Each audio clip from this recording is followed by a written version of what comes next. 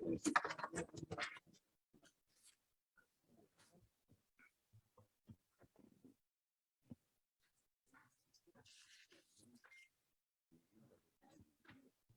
Pak Ketua yang kami hormati, dan juga Bapak Ibu anggota Komisi 5, dan Pak Sekjen, Irjen, dan Kepala BPSDM PM, Kepala BPI, beserta seluruh jajarannya yang kami hormati. Assalamualaikum warahmatullahi wabarakatuh. Shalom, salam sejahtera, Om Swastiastu, Namo Buddhaya, salam kebajikan.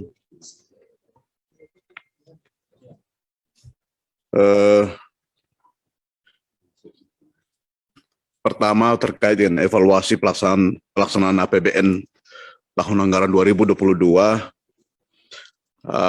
kami ingin memberikan sedikit catatan bahwa terkait dengan kinerja penerapan anggaran eselon 1 Kementerian Desa, yang sebagian besar masih ada kesenjangan sebesar 4-5% dari rencana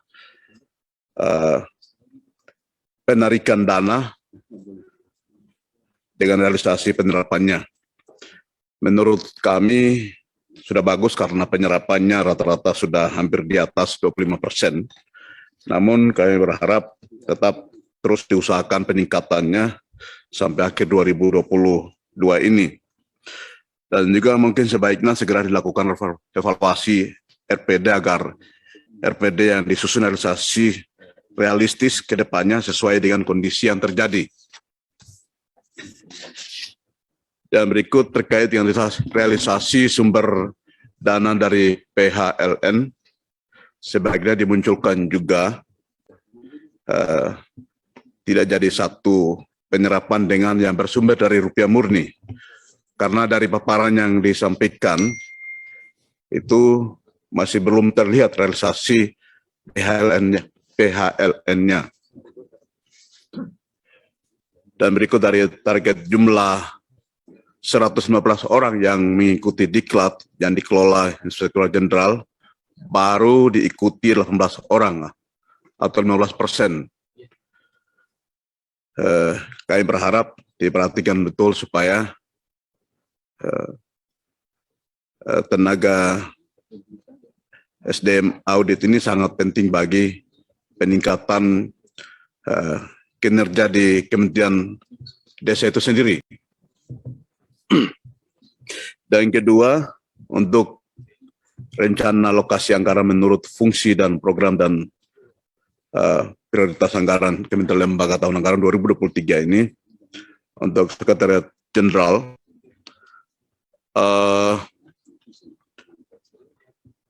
mungkin perlu dipikirkan kegiatan yang berkaitan dengan pemberdayaan masyarakat langsung,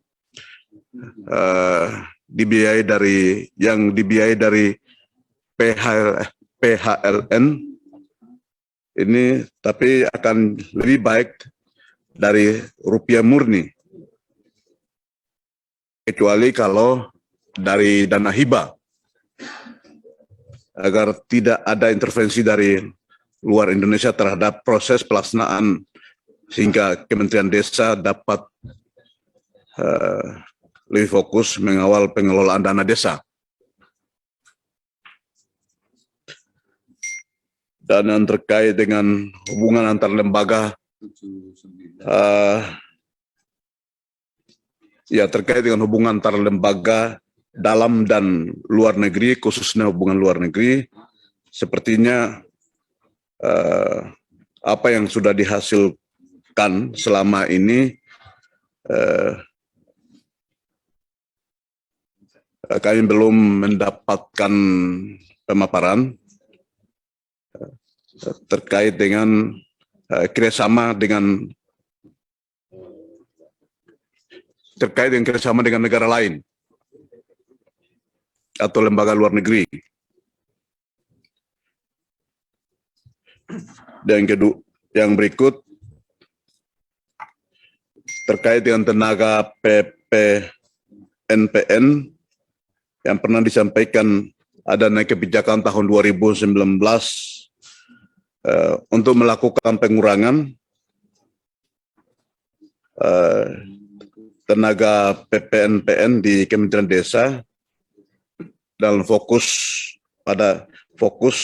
mengoptimalkan tenaga PNS, sehingga hasil valuasi tahun 2020 terdapat tenaga PPN sebanyak 883 orang, namun pada 2023 ini ada penambahan sebesar 1.093 orang tenaga PPNPN. Dan berikut sebaiknya anggota Komisi 5 mungkin sekali-kali berkunjung ke Kementerian Desa, melihat renovasi gedung dan bangunan di gedung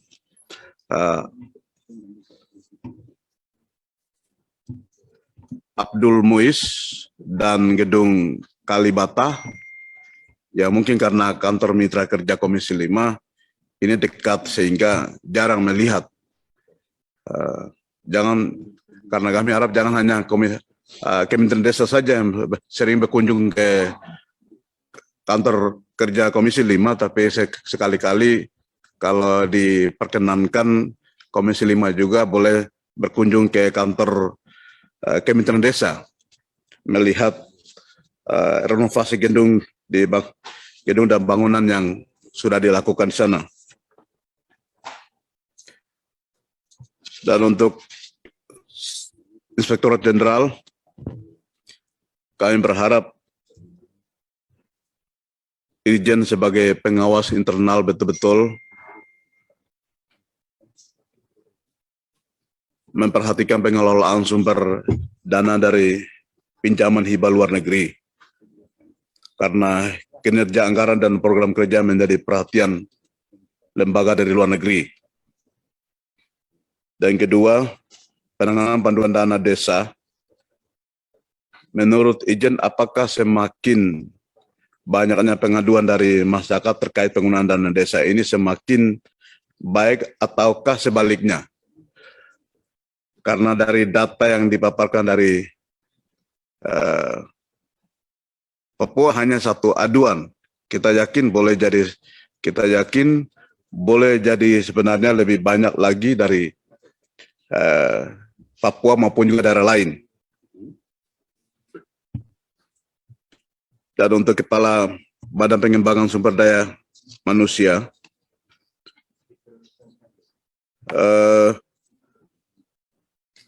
terkait dengan program peningkatan pembelajaran masyarakat melalui Akademi Desa atau 5.0, memang kami pahami kegiatan ini memerlukan sarana prasarana jaringan internet, tapi mungkin yang perlu mendapatkan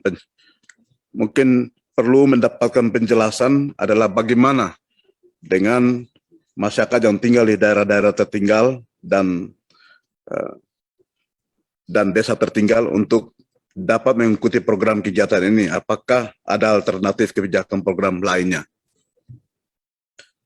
Dan untuk Badan Pengembangan Informasi,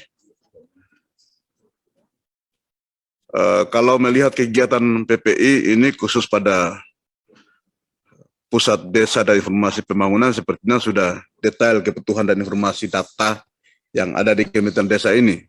Kalau kita butuh data itu hari ini sebaiknya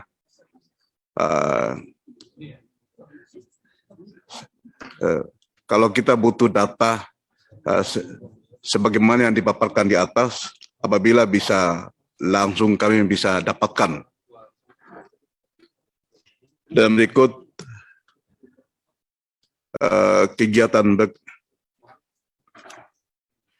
kegiatan background studi RPJMN 2025-2029 dan RPJMN 2025-2045 atau bidang desa, daerah tertinggal dan transmigrasi tidak dipisah-pisah per bidang, tetapi satu paket. Ini dikhawatirkan kalau kegiatan ground study dibuat per paket kegiatan sendiri-sendiri atau bidang desa, bidang daerah tertinggal, bidang transmigrasi, maka output yang dihasilkan tidak terintegrasi. Dan yang terakhir, untuk penyusunan dokumen rencana induk desa, daerah tertinggal dan transmigrasi 2025 sampai 2045, mengapa tidak menunggu selesainya pelaksanaan kegiatan background studi RPJMN 2025-2029 dan RPJPN 2025-2045, sehingga ditunda terlebih dahulu penganggarannya untuk tahun 2023.